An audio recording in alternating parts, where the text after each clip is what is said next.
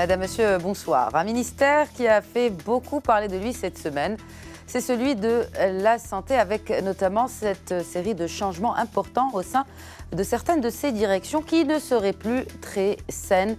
Des postes donc à pourvoir, dont celui à la tête d'une direction vitalement sensible, la direction du médicament et de la pharmacie. Aujourd'hui, nous allons parler du médicament, de cette ressource ô combien vitale qui peut sauver des vies et qui peut aussi parfois se faire rare, malheureusement, dans notre marché marocain. Tout de suite, l'édito.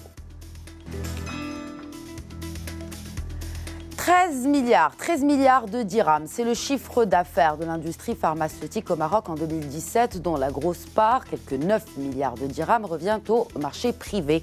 Soit en dosage individuel, chaque Marocain a déboursé 431 dirhams en frais de médicaments en 2017 toujours, ou en d'autres chiffres, 20% du salaire moyen dans notre pays. Dans le top 10 des médicaments les plus vendus, en pole position, le médicament jaune à base de paracétamol avec 13 millions de boîtes écoulées sur le marché marocain, largement devant l'antibiotique, un antibiotique de base très également utilisé parmi nos concitoyens avec un peu plus de 2,5 millions de boîtes écoulées sur le marché. Et oui, ce qui nous rappelle la réalité de l'automédication chez nous, et cela même pour les antibiotiques. Ce n'est un secret bien sûr pour personne. Mais alors, on nous martèle que l'on ne consomme pas assez de médicaments, ou en tout cas que notre consommation est en deçà de celle de nos voisins algériens ou encore tunisiens. Pourtant, depuis quelques années, eh bien, les gouvernements qui se sont succédés à la tête du ministère de la Santé, en l'occurrence, ont souhaité donner un coup de pouce aux malades en besoin de médication en allégeant le prix de beaucoup de médicaments. Déshabiller Paul pour habiller Jacques, en tout cas les professionnels du secteur et surtout les pharmaciens s'indignent car non pas par la baisse des prix de ces médicaments, mais parce que des promesses leur ont été faites, des promesses pour des dispositifs médicaux donc moins chers, eh bien ces promesses n'ont pas été tenues. La santé et le développement économique vont de pair. En tout cas, c'est ce qu'on dit. Alors, en compagnie de mes invités aujourd'hui, nous allons tenter de savoir comment rendre en tout cas une santé à ce secteur économique qu'est le médicament. Saïdia Moutaoukil, bonsoir. Bonsoir. Vous êtes donc présidente du Conseil régional des pharmaciens d'Officine du Sud. Bienvenue, madame. Exactement, merci beaucoup. À vos côtés, j'ai le plaisir de recevoir Abdelmajid Belaïch. Bonsoir. Bonsoir. Toujours un plaisir de vous recevoir sur le plateau d'Éco-Débat. Plaisir partagé. Alors, bien sûr, vous êtes un analyste des marchés pharmaceutiques pour y avoir travaillé de longues années. Et d'ailleurs, vous connaissez très très bien, et en tout cas de très près, des dossiers assez sensibles, on va dire, Absolument. sur ce secteur du médicament. Et aussi par téléphone, je joins le professeur Al-Houssine Mehmel. Bonsoir, professeur. Bonsoir madame, bonsoir chers auditeurs et à vos invités également. Et j'espère qu'à travers cette émission, on va éclaircir un petit peu la situation des médicaments au Maroc. Alors oui, vous allez avoir en tout cas cet avis de médecin. Vous êtes donc professeur, chef du service d'hématologie et de greffe de la moelle au CHU Mohamed V de Marrakech. Encore une fois, bienvenue à tous mes invités, à vous aussi. On va commencer tout de suite dans le vif du débat. Est-ce qu'aujourd'hui, le médicament est en crise au Maroc ? Madame Moutaoukil. Oui, effectivement, le médicament est en crise.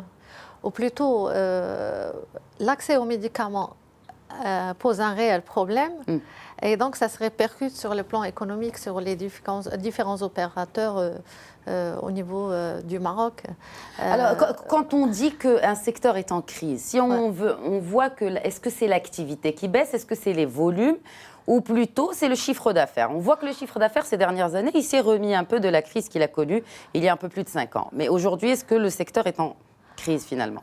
Avant de passer à ce point très important, bien sûr, de l'accès. Effectivement, la preuve en est que 3500 pharmaciens d'officine sont en faillite. Ça, c'est des chiffres officiels. Très bien. 30%, elle existe et survit encore grâce au soutien des grossistes. au délai de paiement et tout ça. Donc, ça, c'est une réalité. Le problème du chiffre d'affaires a été impacté par la baisse parce qu'il n'y a pas eu en même temps de mesures de compensation. Et même le décret de fixation du prix qui devait prévoir un benchmark en fait, entre certains pays qui ont été retenus, dont les conditions sociales et économiques sont loin du Maroc. Si je cite par exemple la France, c'est le système de remboursement le plus excellent, sinon le meilleur à l'échelle mondiale. C'est un pouvoir d'achat qui dépasse de loin le pouvoir d'achat du Marocain. C'est une consommation, vous l'avez dit tout à l'heure, au Maroc, 431 dirhams par personne par an. En France, c'est 5700 dirhams. C'est 500 euros par an. Et 700 dirhams. Donc, alors, si on compare, on ne peut pas comparer l'incomparable. Et ce qui aurait été aussi juste, c'est de trouver le prix juste et non pas le prix bas. Et le prix juste veut dire qu'en retenant les pays du benchmark, qui est à la hausse comme à la baisse. Quels sont les autres pays de ce benchmark? Juste pour rappel. Vous avez le Portugal, vous avez l'Espagne, vous avez la Turquie, vous avez la France, vous avez l'Arabie Saoudite. Ouais. Alors, si on retient la France, je vous dis ce qu'il en est. La Tunisie, le système n'a rien à voir déjà. Donc, et déjà, le pouvoir d'achat est incomparable et ils ont une couverture médicale. Si je parle généralisée, parce que nous avons une couverture médicale au Maroc aussi, mais elle n'est pas généralisée. Elle n'est pas généralisée. Comme en France. Elle est à peine si on enlève le Ramed, avec le Ramed, on arrive à 57%, mais 57%, le grand chiffre du Ramed qui dépasse 10 millions d'adhérents, le pharmacien n'en profite pas, si j'ose dire. C'est délivré au niveau des hôpitaux. Donc, ça ne peut pas améliorer l'économie de l'officine pour la survie de cette officine, pour qu'il y ait l'accès aux médicaments. Et je le répète, l'accès à l'éducation, à la santé dans cet espace de proximité. Un très bon maillage, très performant, où il n'y a ni médecin, ni dispensaire, ni il y a le pharmacien. Et tout ce beau maillage risque de s'effondrer. Si ça s'effondre, c'est tout le secteur qui sera impacté. Bien sûr, le grossiste sera impacté, l'industrie. Donc, il faut voir le système. Le consommateur final, enfin, en tout cas, celui qui a besoin de ce médicament. Abdelmajid Bellaïch, une réaction et surtout, pourquoi benchmarkons-nous sur des pays dont les réalités économiques sont loin d'être celles du Maroc? Alors, premièrement, je pense que autant le constat des difficultés d'accès aux médicaments a été posé, et c'est une réalité indiscutable, autant le diagnostic ou les réponses à apporter n'étaient pas bonnes. Parce qu'on s'est focalisé sur le prix du médicament en oubliant que le médicament fait partie de toute une chaîne de soins. Qu'avant d'arriver au médicament, il y a la consultation qu'il faut payer, oui. Les examens complémentaires, biologiques, radiologiques, etc. Et parfois même, il n'y a qu'un acte chirurgical, le médicament ne représente pas grand-chose. On s'est focalisé sur le prix du médicament et on a oublié tout le reste. Et c'est ce qui pose problème. Alors que le fond du problème, c'est un problème d'une couverture par assurance maladie fondamentalement. Parce que moi je dis que le prix du médicament, quelque part, ne regarde pas le citoyen, puisque ce citoyen est supposé avoir une couverture qui va, c'est-à-dire il ne va pas avoir ce souci de se dire avec quoi je vais payer le médicament. Donc c'est là le fond du problème. Et on a mis beaucoup de retard malheureusement là où les Algériens ou les Tunisiens nous ont fait déjà de bonnes choses en termes de couverture. Et aujourd'hui, qu'est-ce que nous avons? Nous avons un Ramed qui dysfonctionne et donc une couverture théorique, mais dans la réalité, ça ne marche pas du tout. Une AMO qui fonctionne bien, il n'y a pas à discuter, mais nous avons une bonne partie des Marocains qui sont toujours aujourd'hui exclus de toute couverture. Et il y a le projet, bien sûr, de l'assurance maladie des indépendants, et il est urgent de mettre en place cette assurance maladie. Très bien. Alors concernant le benchmark. Vous parlez, oui, concernant le benchmark, parce que je veux revenir à ma question, oui. Et aussi, pendant qu'on y est, expliquer peut-être à nos téléspectateurs comment ce prix est-il établi? Comment établissons-nous au Maroc plutôt, ce prix des médicaments? Oui, alors, dans l'ancien système, il y a le princeps qui est arrivé avec un prix. Donc, on demandait un prix et des fois, ça se passait un peu n'importe comment et il y avait des dérapages en ce sens que certains médicaments avaient des prix exagérés. Puis, arrivé le générique, le premier générique, il arrivait à un prix de 30% inférieur au princeps.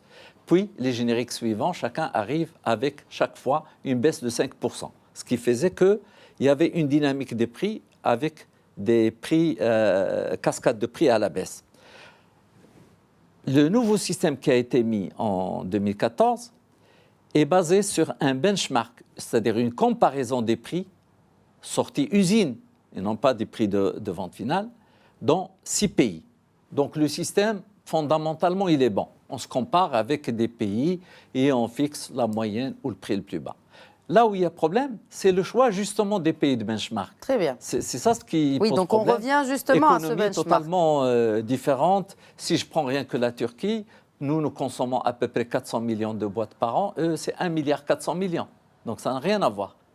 En plus de leur activité à l'export, qui font qu'ils vendent à l'export et qu'ils réalisent des économies d'échelle importantes qui leur permettent de baisser les prix de manière importante, sans être négativement impactés. Est-ce qu'il y a cette question de la TVA, justement? On parle de la TVA parce qu'en comparant le prix du médicament, par exemple, au Maroc et dans un autre pays de ces pays du benchmark, selon cette même étude qui a été établie, eh bien, il y a des pays où la TVA est nulle sur les médicaments. Or, au Maroc, elle est de l'ordre de 7%. 7%, justement. Donc, elle est de 7% au Maroc. En France, elle est de 2,1%. En Belgique, 6%. Au Portugal, 5%.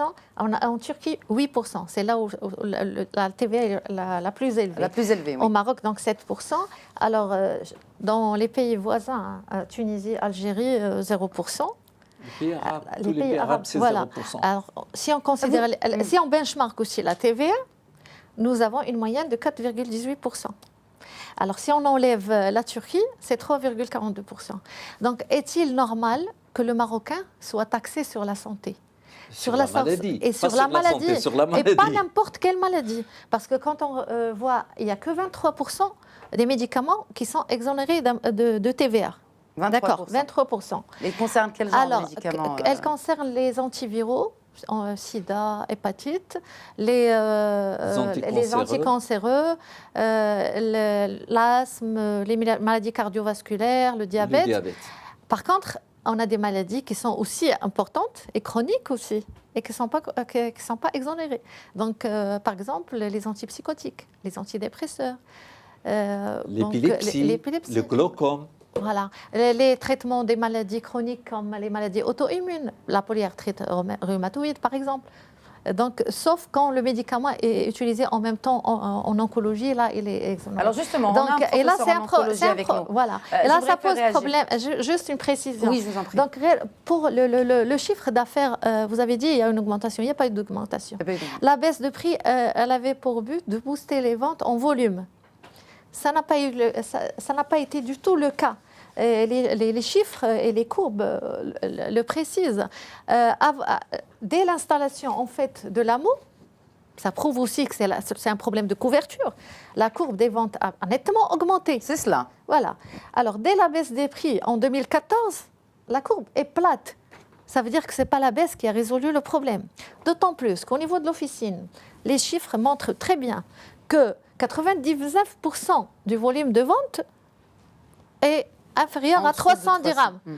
Et les médicaments qui se retrouvent dans le top 100 ou plus, ce sont les médicaments dont les prix varient entre 5 dirhams, 5 dirhams 50, l'oriomycine, le doliprane, le codoliprane, l'aspro. Sans donner de nom. Donc c'est des chiffres qui varient entre 5 sur dirhams. Ces 5 dirhams, combien gagne l'officine? Attendez, s'il vous plaît. Combien gagne le pharmacien? Je termine et je vous réponds. Oui, allez-y. Entre 5 et 26 dirhams. Entre 5 et 26 dirhams, gain zéro. Gain zéro. Même avec les 34%, parce que quand on considère les charges et tout ce qu'il y a, sur cette tranche, gain zéro. Et sur cette tranche, alors vous avez jusqu'à inférieur ou égal à 100 dirhams, 45% de volume de vente. Est-ce que le pharmacien réellement pose un problème d'accès aux soins comme ce qu'on a tendance à dire, parce que malheureusement, c'est le pharmacien qui est confronté aux citoyens. Et au lieu de reconnaître que nous avons un problème de politique de pharmaceutique défaillant, qu'est-ce qu'on fait? On cherche un bouc émissaire. On dit que le médicament est cher au Maroc. Oui, il y a eu certaines anomalies. Oui, il est cher pour les produits de l'oncologie. Oui, il est cher pour les antiviraux. Ces médicaments, ils ne sont pas vendus en pharmacie. Jusque-là. Ne sont pas vendus en pharmacie. En acceptant le tiers payant pour ces médicaments. Je voudrais faire réagir le professeur Mehmel, justement, parce que vous parlez d'oncologie, et lui, il est dedans, il traite d'hématologie. Une réaction tout d'abord par rapport à ce qui a été dit, professeur Mehmel, et puis je reviens aussi avec vous par rapport à l'accès à certains médicaments. Bonjour tout le monde. Donc moi, je vais essayer d'axer mon intervention sur l'accès aux médicaments. Premièrement, par rapport aux remèdes. Mon confrère vient de dire que ça ne sert à rien. Moi, je dis le contraire. En tout cas, pour les malades cancéreux. Nous avons, rien qu'au CHU de Marrakech, il y a plus de 250 chimiothérapies qui passent par jour pour les malades ramidistes et ça rend énormément de service et les malades ne paient rien du tout. Donc, le remède est efficace dans ce domaine et il faudrait le maintenir et le renforcer. Ça, c'est le premier point. Le deuxième point, par rapport à l'accès aux médicaments. Là, il y a un véritable problème. Normalement, il y a une commission au niveau du ministère qui veille à l'état de stock des médicaments.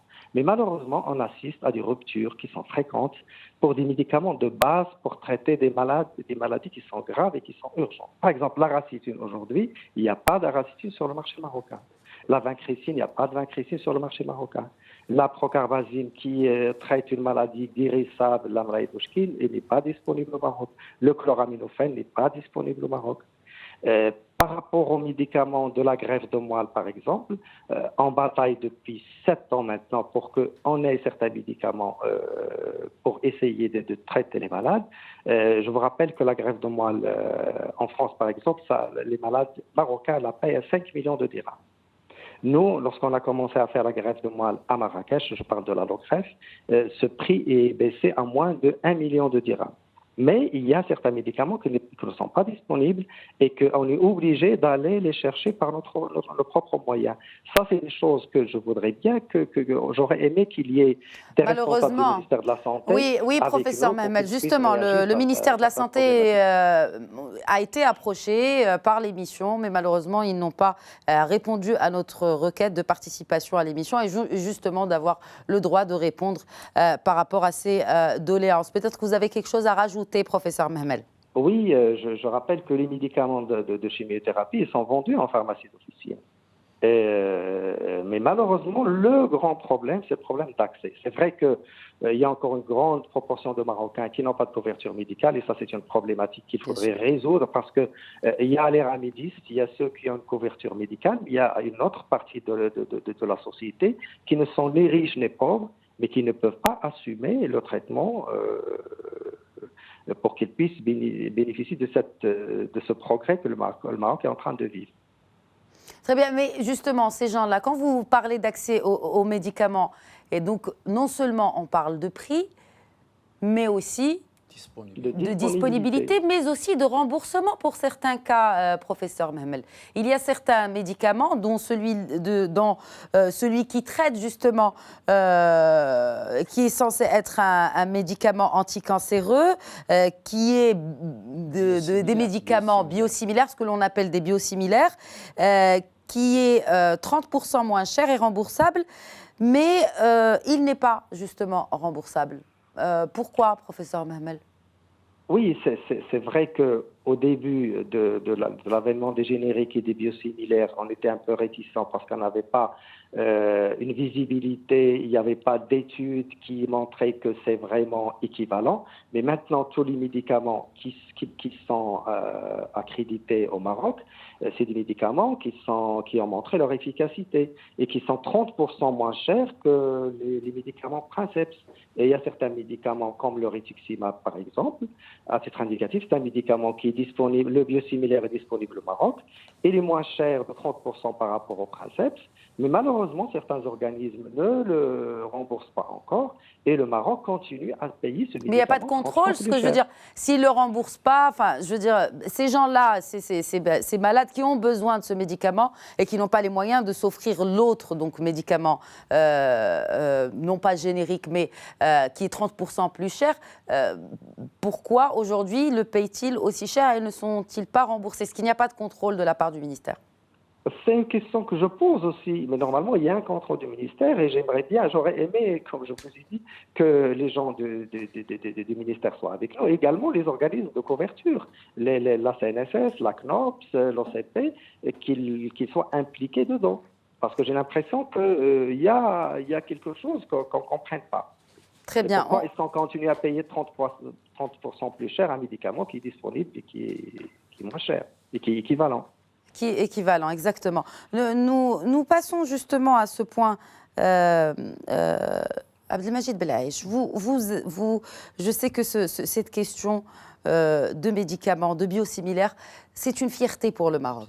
Nous avons pu produire des médicaments génériques made in Maroc. C'est quand même une grande avancée pour notre industrie pharmaceutique. Mais qu'est-ce qui fait que certains de ces médicaments ne sont même pas reconnus par les autorités marocaines? Alors, premièrement, il y a un problème il y a des lobbies qui ont tout fait pour bloquer l'arrivée des biosimilaires, comme ils l'avaient fait 20 ans avant pour les génériques. Le jour où le générique a commencé à s'installer au Maroc, il y avait une levée de boucliers et il était combattu comme pas possible. Le générique s'est imposé. Aujourd'hui, il représente 39% en valeur sur le marché privé et 36,5% en volume. Et dans les appels d'offres hospitaliers, c'est 80 à 90% des appels d'offres. Il s'est imposé. Aujourd'hui, quand le biosimilaire est arrivé, il est au centre d'enjeux financiers importants vu les prix des produits biotech qu'il copie. Et donc, la même chose, levée de bouclier, dénigrement de la qualité, de la sécurité, etc. Bon, alors que dans beaucoup de pays, et nous avons pris un gros retard en matière de biosimilaires. Aujourd'hui, les choses sont en train de changer et nous avons vu des laboratoires marocains introduire des biosimilaires de très bonne qualité. Mais non, je suis en train de me demander, est-ce que c'est seulement un retard dans le circuit? Vous savez, pour qu'un médicament devienne remboursable, il doit passer d'abord par une commission de transparence, puis par une commission d'évaluation économique et financière des produits de santé au sein de l'ANAM. Mais logiquement, un générique, il est dispensé d'un certain nombre de choses, ça passe beaucoup plus rapidement. Parce que l'ANAM, comme les organismes gestionnaires, eux, ont tout intérêt à ce qu'on utilise le générique et le biosimilaire, parce que c'est une économie budgétaire pour eux. Et donc, on ne comprend pas pourquoi il y a de tels retards, effectivement. Sadia Mtoukil. Oui, ça va dans le même sens que M. Belaïch. C'est des questions qu'on se pose. Pourquoi il y a de retard? Moi, comme l'a dit le professeur Mehmel, on aurait aimé que le ministère soit là aussi pour qu'il puisse répondre à ces questions. Parce que, on aurait tous aimé qu'il soit là justement pour qu'il réponde à ces questions. Si vous permettez, je voulais juste avoir votre réaction. Si je peux juste réagir par rapport au RAMED. Quand on parle du RAMED, c'est vrai que question hospitalisation, question chimiothérapie, question pathologie lourde traitée à l'hôpital, ça a été d'un grand secours pour le citoyen nécessiteux. Mais moi, ce qui m'intéresse en tant que représentant des officinaux aussi, c'est que les médicaments pour les maladies chroniques qui sont distribués à l'hôpital, que ce soit pour l'HTA, le diabète et tout ça, c'est un fiasco total. C'est un fiasco total. Pourquoi? Il y a un problème déjà de ressources humaines. Il n'y a pas de pharmaciens qui s'occupent de ça. Dans les hôpitaux publics marocains. Il y a très peu de pharmaciens. Qu'est-ce qu'ils ont? Ils vont fonction d'inspection ou bien une fonction de gestion administrative. Donc, la gestion de médicaments. Le malade, quand il va à l'hôpital pour chercher son médicament, et le professeur peut le confirmer, c'est que c'est des malades qui ont déjà du mal à accepter leur maladie. Donc, il faut qu'ils soient soutenus quelque part pour qu'ils acceptent et la maladie et le traitement et qu'ils puissent suivre leur traitement. Donc le problème d'observance aussi de traitement. Est-ce que ce malade-là qui va chercher une boîte un jour, est-ce qu'il reviendra l'autre fois la chercher? Parce que vu les conditions où elles sont livrées, moi je ne remets pas en question la volonté ni le professionnalisme des personnels de l'hôpital, mais c'est question aussi de manque de ressources humaines. Est-ce que ce patient est bien encadré? Celui qui va le bien encadrer et lui expliquer son traitement, son hygiène de vie, c'est son pharmacien. Et puis, il y a aussi un problème d'équité sociale. Ce n'est pas parce que c'est un patient nécessiteux qu'il est obligé d'aller à l'hôpital et non pas à sa pharmacie où il peut bénéficier d'un accueil, d'une certaine attention. Vous parlez d'une pathologie en particulier, Sadia Moutaoukil. Les malades chroniques, je viens de citer par exemple l'HTA, le diabète, ça fait partie des ramédistes en fait. Donc, ces malades-là, s'ils sont reçus à la pharmacie, tout le monde va faire des économies de santé. Tout le monde. Alors, le patient sera gagnant. On vous fera réagir juste après le patient sera gagnant et sera suivi, il ne fera pas de complications. Et donc, il n'y aura pas d'hospitalisation inhérente à des complications ou bien inhérente au mésusage du traitement. Si je cite par exemple un anticoagulant, il faut qu'il soit bien suivi. Donc, les accidents qui peuvent y avoir avec la iatrogénie médicamenteuse, donc il y aura des économies. Il y aura aussi des économies par rapport aux pertes, par rapport aux péremptions, par rapport à l'identification du besoin. Parce que donc, ce que vous proposez, juste pour résumer, parce que ce que vous proposez là, c'est d'avoir quoi? Que ces médicaments reviennent à la pharmacie, que ces malades reviennent dans leur pharmacie. Dans les hôpitaux publics reviennent aux pharmacies. Je fais réagir le professeur se faire dans un partenariat public-privé. Juste après cette pause de publicité. Merci de rester avec nous, on reprend le débat juste après. Bonsoir et bienvenue à ceux qui nous rejoignent aujourd'hui dans Éco-Débat. Juste avant la pause, Sadia Moutaoukil proposait un partenariat public-privé pour que certains médicaments qui traitent de maladies chroniques qui sont distribués dans les hôpitaux publics marocains soient plutôt redirigés vers les pharmacies, et ce pour les raisons que vous avez citées. Je fais réagir professeur Mehmel, professeur d'hématologie et greffe de moelle au CHU Mohamed V de Marrakech. Une réaction, professeur? Oui, alors par rapport à ce point, en tout cas pour l'hématologie et l'oncologie, je pense qu'au CHU de Marrakech, on était les pionniers et on était les premiers, et on y est fiers, d'avoir pris l'initiative de donner les médicaments ambulatoires aux malades. Je vous explique pourquoi. Premièrement, il y a un encadrement. On a au moins 6 pharmaciens au niveau du CHU qui encadrent très bien cette opération. Mais 6 pharmaciens pour combien de patients?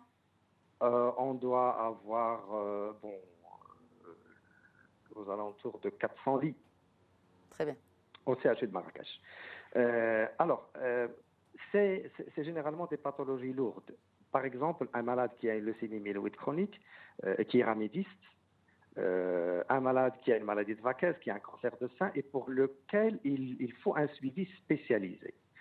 C'est des malades qui coûtent cher, ils ont besoin d'un encadrement médical, donc ils reçoivent un traitement, et après, qu'est-ce qu'ils vont faire ces malades? Ils ne peuvent pas avoir ce traitement, ils ne peuvent pas l'acheter au niveau des pharmacies d'officine, ils ne peuvent pas l'avoir également au niveau de centres de santé, donc on a opté pour leur donner les médicaments gratuitement au niveau du CHU. Comme ça, on garantit un suivi spécialisé et un encadrement adéquat pour que ces malades puissent bénéficier au maximum de ces médicaments et qui coûtent cher. Très bien. Donc, juste une petite réaction et puis on passe à une autre, question très importante. Ça coûte cher, ça nécessite un encadrement spécialisé. Mais dans tous les pays qui se respectent, et même conformément à la loi 6500, qui est relative à l'AMO, les médicaments en ambulatoire, ils doivent être fournis par les pharmaciens privés. Et il y a des réseaux en fait de coopération entre l'hôpital et la ville pour prendre en charge ces malades-là. Donc pourquoi ne pas l'instaurer aussi au Maroc? Il faut aussi qu'il y ait une caisse indépendante qui gère le RAMED, pour qu'on soit conforme aussi avec la loi. Et donc, c'est inconcevable. Vous avez donné ce bel exemple. C'est tant mieux pour les citoyens, tant qu'il n'y a pas cette solution de les faire revenir aux pharmacies, qu'on puisse travailler ensemble dans un cadre de partenariat. Mais le problème se pose pertinemment. Moi, je le dis parce que c'est des malades qui doivent revenir aux pharmacies suivies et doivent être suivies par les pharmaciens et une caisse indépendante. Ces malades, ils peuvent venir avec leur carte dans les pharmacies et ne pas payer. C'est les caisses qui vont devoir payer le pharmacien. Ils l'auront gratuitement, mais à condition aussi là, que le remboursement se fasse dans un délai ne dépassant 2 à 3 jours pour ne pas pénaliser le pharmacien dans sa trésorerie, comme c'est le cas maintenant dans le cadre du tiers payant qu'on a accepté pour ces maladies chères, pour les patients qui ont une couverture, que ce soit avec la CNSS ou la CNOPS. Avec la CNSS, ça se passe très, très, très bien. Il y a une bonne gestion, mais il ne faut pas oublier que c'est des médicaments très chers sur lesquels on a au maximum 400 dirhams, un médicament de 50 000 dirhams au plus. On a 400 dirhams dessus, on mobilise une grande trésorerie. Donc, le moindre retard de remboursement, ça pénalise aussi le pharmacien et ça fragilise cette petite entreprise qui doit être avant tout un établissement pharmaceutique de santé et de soins. On parle justement de ces établissements. Si je peux réagir. Oui, professeur, bien sûr. Alors, on n'est pas contre l'ouverture et la collaboration entre le secteur privé et le secteur public. Mais pour le moment, il n'est pas encore fait. Donc, on appelle, je joins votre avis pour appeler à une ouverture, à une collaboration dans ce sens. Pour les malades qui ont une couverture médicale, il n'y a pas de problème, ils peuvent aller récupérer le médicament dans la pharmacie. Ça se fait de façon très bien et c'est une innovation du ministère de la Santé qu'on l'encourage. Mais pour les malades ramidistes, le problème reste entièrement posé. Le RAMED est couvert par les administrations et les structures publiques, mais pour les structures privées, il n'y a pas encore de possibilité d'ouverture. Deuxièmement, je vous rappelle qu'en France, par exemple, les malades peuvent récupérer les médicaments de la pharmacie, de l'hôpital. Il y a certains médicaments qui ne sont délivrés, notamment de chimiothérapie, certaines chimiothérapies, que par la pharmacie de l'hôpital. Donc oui, pour l'ouverture, il n'y a pas de problème, ça va soulager. Suivis par les pharmaciens de ville, moyennant des honoraires. Très bien. Donc juste pour qu'on ne s'attarde pas sur cette question-là de pharmacie dans les hôpitaux, je crois que l'idée est claire, elle a été expliquée dans les deux côtés. Non, je veux faire réagir sur autre chose. Parce que là, justement, le sujet dépasse là, et puis on a d'autres questions qui viennent, et malheureusement, mais la crise du secteur, d'où elle vient aussi de ça. Oui. C'est qu'on ne respecte pas le circuit légal aussi. Alors justement, en parlant de légal, ça tombe bien. Il y a eu cette loi. Il y a cette loi ou en tout cas projet d'amendement de la loi 1704 qui porte sur le médicament, sur le code du médicament. Il y a beaucoup d'articles qui déplaisent. Pourquoi, Majid Belaiche ? Non, il y a peut-être des articles qui déplaisent, mais surtout il y a un travail toujours de lobbying pour faire sauter certains verrous. Je parle en particulier du statut des établissements pharmaceutiques industriels qui dit que pour qu'un laboratoire ait la possibilité d'avoir des AMM en son nom, il faut qu'il dispose d'un site industriel réel. Et nous avons déjà évoqué sur ce plateau le cas des laboratoires fantômes qui n'ont pas de site industriel et qui profitent pour importer le médicament. Là, on est en train de mettre carrément en danger tout le tissu industriel pharmaceutique du Maroc. Et donc, mais il y a des gens qui travaillent derrière pour le faire sauter, je le dis. Et pour moi, c'est une ligne rouge. C'est quelque chose de fondamental. La survie de ce tissu industriel, c'est l'assurance de l'approvisionnement de notre population en médicaments de qualité de manière continue, quelles que soient les circonstances, qu'il y ait des guerres ou qu'il y ait des problèmes d'âge. C'est une garantie. Et donc, c'est fondamental de garder ces verrous-là. S'il y a des gens qui veulent investir, marhaba bihom, qu'ils viennent de... Vous parlez des multinationales ? Multinationales, occidentales ou indiennes ou arabes. Marhaba, pourvu qu'ils respectent les lois du pays, la libre concurrence et les règles du jeu. Oui, mais nous avons vu des catastrophes. Un marché inondé pour un équivalent de 2 milliards 400 millions en produits fabricables en Maroc qui ne doivent normalement pas être importés. C'est ça. Voilà. Justement, est-ce qu'il n'y a pas de contrôle ? Est-ce qu'on ne se dit pas qu'on va protéger les médicaments que nous produisons au Maroc et en importer juste un quota bien particulier pour justement les protéger, pour qu'il n'y ait pas pour qu'ils ne soient pas, ces industriels-là marocains, lésés? Le problème, ce n'est pas un problème de quota, c'est une règle qui a toujours été appliquée depuis le début de l'industrie aux années 60, c'est que tout ce qui peut être fabriqué au Maroc ne doit pas être importé et qu'on ne peut importer que les médicaments non fabricables au Maroc. C'était ça ce qui était. Or, ces dernières années, nous avons vu de nombreux dérapages. Oui. Tout simplement. Alors, 16e aussi, OK. Oui, par rapport à la loi 1704, en fait, ce qui concerne les officinaux, c'est que c'est une loi qui existe depuis 2006, qui a été mise en application en 2008, et jusqu'à jour, elle n'a pas encore vu ses décrets d'application. Est-ce que c'est concevable ? 12 ans. C'est le cas de plusieurs lois. Hein, non, mais c'est aberrant. C'est aberrant. Et d'autant plus que pour le système, enfin, pour un secteur aussi important. Mais cette loi, elle a été élaborée par un autre gouvernement, un autre ministre, une autre équipe ministérielle. Déjà, il n'y a pas les décrets d'application, on parle d'amendement. Et on parle d'amendement.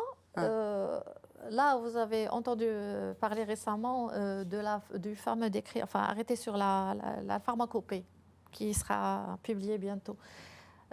Arrêter sur la pharmacopée, mais s'il n'y a pas le décret d'application qui limite la réserve des cliniques, qui doit être limitée à l'usage interne et non à l'ambulatoire, comme ce qui se passe actuellement, les malades sortent avec leur traitement en ambulatoire, traitement de 1 mois, ce qui est le cas aussi de l'hôpital Cheikh Zayed, de l'hôpital Cheikh Khalifa, ils sortent avec des ordonnances de 6 mois. Alors le pharmacien, qu'est-ce qu'il fait dans cette affaire ? C'est de l'abus. Quand vous dites ça, c'est-à-dire que le patient sort avec ses médicaments en poche. Parce qu'on n'a pas... Ça, c'est l'exercice illégal de la pharmacie. Et en plus, on n'a pas limité la réserve des cliniques par décret. C'est là où il y a l'abus. Tout à l'heure, j'ai parlé des centres d'oncologie. Là aussi, il y a un abus total. Même les médicaments chers, la plupart, on ne les voit pas. On ne les voit pas, même si on a quand même, le professeur a dit une innovation du ministère de la Santé, mais c'était grâce à la volonté citoyenne du pharmacien. Le Conseil de l'ordre et la Fédération ont accepté le tiers payant des syndicats. Pourquoi ? Pour améliorer l'accès, mais tout en ayant quand même des mesures d'accompagnement. Améliorer l'accès et être pénalisé, ça c'est aberrant. Est-ce que vous êtes aujourd'hui impliqué dans la stratégie 2025 du nouveau ministre ? Attendez, sur ces médicaments... Non, la stratégie, est-ce que vous êtes aujourd'hui, en tant que représentante de ces professionnels du médicament, en l'occurrence des pharmaciens, est-ce que vous êtes impliqué dans cette stratégie du ministère qui vous concerne aussi et qui concerne votre profession ? Je vais être très franche et très honnête avec vous. Je suis, en tant qu'élue, parce que là, je représente 5800 pharmaciens du Sud, de Bouznéka à Al-Gouira. Et je suis aussi membre, notre conseil est membre du Conseil national qui représente les 11 400 pharmaciens au Maroc. Et plus, bien sûr, la composante industrie et biologie. Alors, en tant que conseil, figurez-vous qu'il y a eu une commission qui a été créée dans le plan Santé 2025, commission médicaments, présidée par un médecin, des membres désignés, et le Conseil de l'ordre, il n'y est pas membre. C'est-à-dire le Conseil des pharmaciens. C'est-à-dire le Conseil des pharmaciens, il n'est pas membre. On nous convoque pour nous auditionner. Des membres désignés convoquent des élus qui ont une légitimité par la force de la loi et de la Constitution. Ils vont être... on les convoque pour être auditionnés sur des points cruciaux qui engagent la profession, qui engagent l'accès aux médicaments, pour une audition d'1 heure. Et la convocation est parvenue 2 jours avant. Est-ce que vous trouvez ça concevable ? Et quand je vois la liste des points sur lesquels on veut nous auditionner, c'est pas possible. Le plan 2025 ne se décide pas en 1 heure pour un secteur vital, qui est le secteur de la pharmacie. Est-ce qu'il n'y a pas d'urgence pour parler déjà d'un plan 2025 ? Est-ce qu'il n'y a pas d'urgence aujourd'hui ? L'urgence veut qu'il y ait une certaine stratégie, mais que les partenaires essentiels soient introduits dans le processus et qu'il y ait des réunions de concertation, qu'on puisse participer à l'élaboration et non pas qu'on soit auditionné. Et ça, c'est inconcevable. Ça, peut-être qu'il y a une bonne volonté politique, mais le système de commission mis en place est un problème de gestion énorme. Très bien. Abdelmajid Blech. Alors, pour moi, il y a des urgences. Le feu est partout, il y a plein de problèmes. Et donc, plutôt que d'envisager des stratégies 2025, etc., aujourd'hui, l'urgence, c'est de corriger toutes les anomalies, tous les dysfonctionnements. On a vu le nombre du directeur remercié. Donc, il y a beaucoup de problèmes. Limogé, hein, vous pouvez dire. Oui, limogé, oui.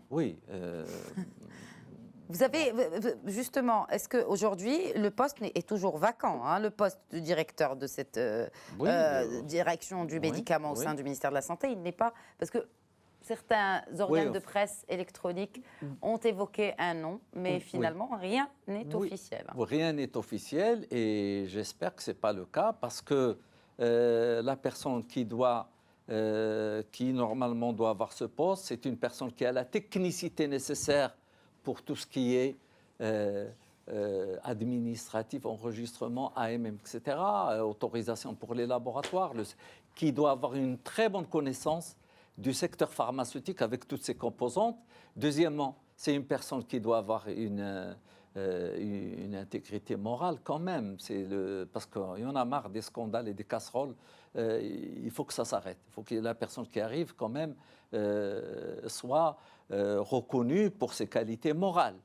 Et puis, une personne qui a une vision globale, c'est-à-dire qui ne pense pas, qui ne se limite pas au problème du médicament, des opérateurs pharmaceutiques, mais qui pense balance commerciale, les intérêts supérieurs du pays, l'emploi, l'industrialisation, la valeur ajoutée, toutes ces choses-là, il faut qu'il les ait en tête. Chaque décision qu'il va prendre, il faut qu'il calcule les impacts sur les intérêts supérieurs du pays. Quand on parle, avant de parler des intérêts, et bien sûr l'un des intérêts supérieurs des pays aussi, c'est cet accès aux médicaments que vous évoquiez. Est-ce qu'aujourd'hui, on a la clé? Est-ce qu'on a une politique, selon vous, en tant que pharmacien, est-ce qu'on a aujourd'hui, ou vous aurez peut-être juste les bribes en tout cas, d'une politique qui pourrait être efficiente pour que le médicament, l'accès aux médicaments soit généralisé et soit plus simple pour le citoyen, quelle que soit sa catégorie socio-professionnelle? Écoutez, la clé, c'est la couverture universelle. C'est l'élargissement de la couverture. Ça, c'est la clé. Il n'y aura pas d'accès ou d'amélioration d'accès aux médicaments ou aux soins en général sans la couverture médicale.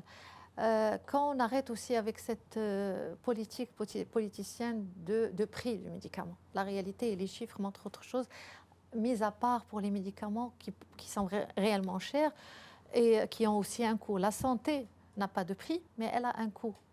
Donc, ces médicaments chers, un médicament, j'ai cité tout à l'heure, qui peut atteindre jusqu'à 50 000 dirhams, pour ne citer qu'un exemple, même si on le baisse jusqu'à 8 000 dirhams, moi-même, pharmacienne, je ne peux pas y accéder. Je n'ai pas de couverture médicale. Mon pouvoir d'achat ne me permet pas.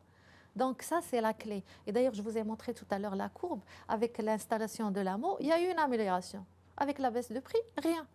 Donc, c'est un problème de couverture médicale et de problème de prix juste et problème de survie de tout le secteur de la santé, de tous les opérateurs. Toute politique pharmaceutique qui met en danger l'équilibre économique d'un opérateur donné, que ce soit médecin, pharmacien ou autre, elle n'est pas correcte. Si on prend que le secteur du médicament, si le pharmacien d'officine est en crise, ça va se répercuter sur la grossisterie, sur l'industrie, c'est-à-dire tout ce beau travail, tout ce bel acquis depuis 60 ans, il va s'effondrer. Et qui c'est qui sera pénalisé? C'est le citoyen. Et il ne pourra pas accéder, ni l'accès géographique, ni l'accès aux médicaments. D'ailleurs, la preuve, beaucoup de médicaments essentiels qui ont des prix bas ont disparu du marché. Parce que c'est la loi du marché. Quand c'est plus rentable, les laboratoires arrêtent de fabriquer. Je cite par exemple un anti-épileptique, le Gardénal. Il a disparu. Pourquoi? Il n'est plus rentable pour son producteur. Donc, qui doit en blâmer dans cette affaire? Est-ce qu'on a vraiment rendu service aux citoyens en parlant que de prix?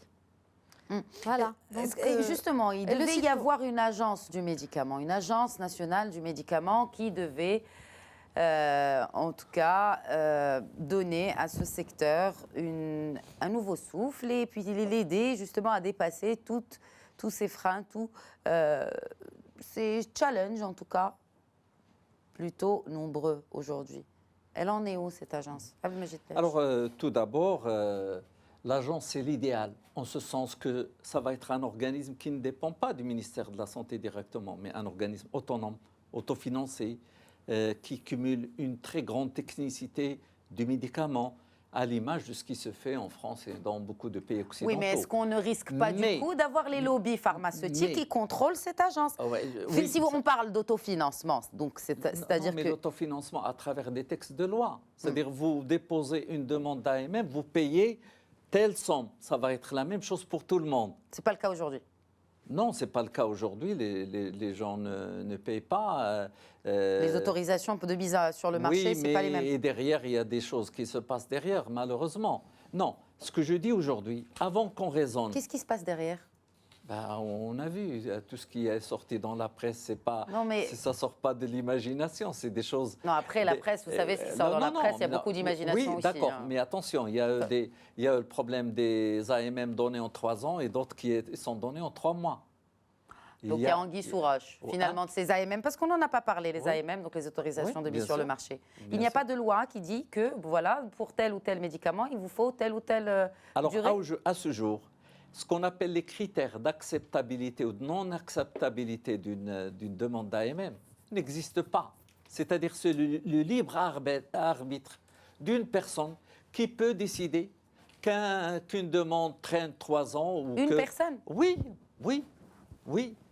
C'est un petit peu le muqata'a des années 60 et 70. Et c'est ça le problème. Je dis aujourd'hui l'urgence, avant de parler de l'agence du médicament. Avant d'agence, il y a urgence. Alors, l'urgence, c'est déjà de travailler sur la direction actuelle, de mettre en place des process, des critères clairs qui font que tout un chacun peut savoir si son dossier est recevable ou pas, et pourquoi et comment, et qu'il ait la possibilité d'un recours devant un tribunal administratif ou autre, au cas où s'il lui est refusé, si le refus n'est pas justifié. Est-ce que c'est que pour les industriels ou pour les importateurs aussi? Puisque, par exemple, si je réussis à importer un médicament qui traite du cancer, admettons, et qui coûte 40% moins cher, est-ce que je peux l'importer? Mais écoutez, non, et avoir une AMM? Écoute, moi j'ai rencontré des gens qui voulaient introduire une insuline. On leur a dit, vous devez faire un essai clinique pour ce qui est aberrant, comme s'il s'agissait d'un anticorps monoclonal.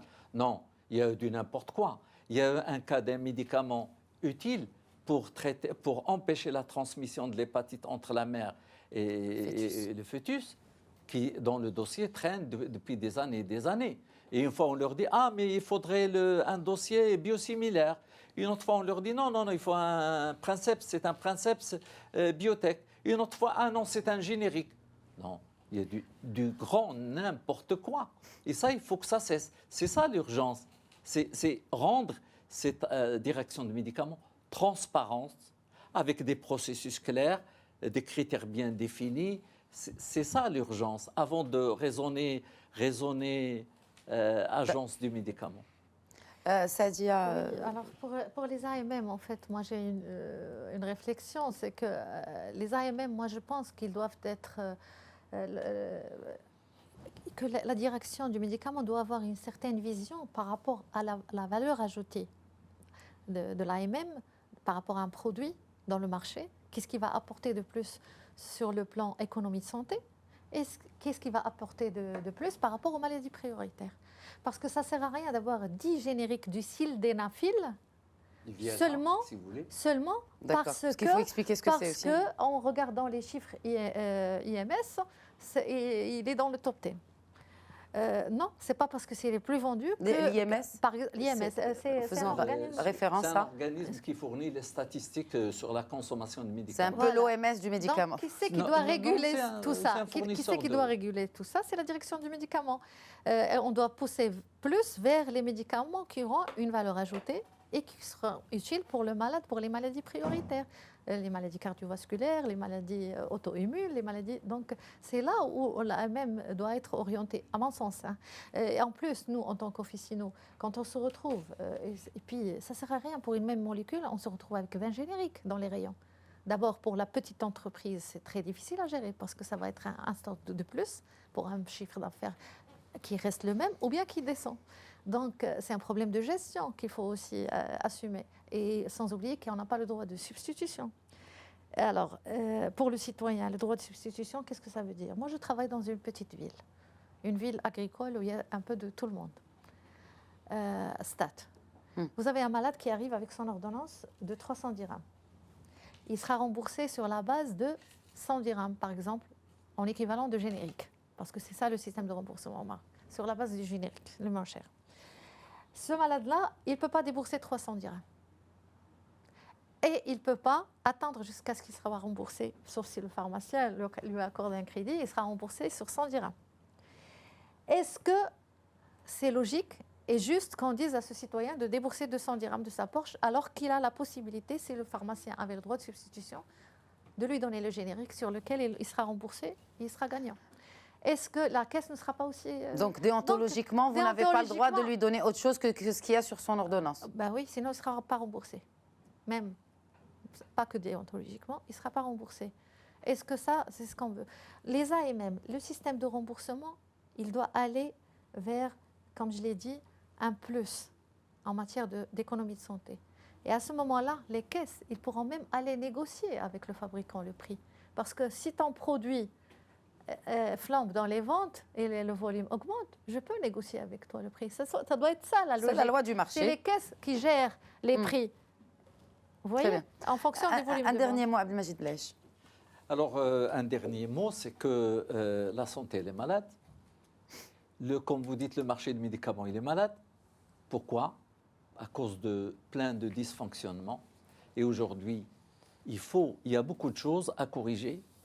Il doit y avoir une véritable volonté, mais une forte volonté politique, et pour régler tout ça, avant de raisonner agence du médicament. Oui, l'agence, on doit y arriver, mais c'est un travail qui demandera plusieurs années, et en attendant, mettons de l'ordre dans la maison sur laquelle on doit construire l'agence. On ne doit pas la construire sur des débris.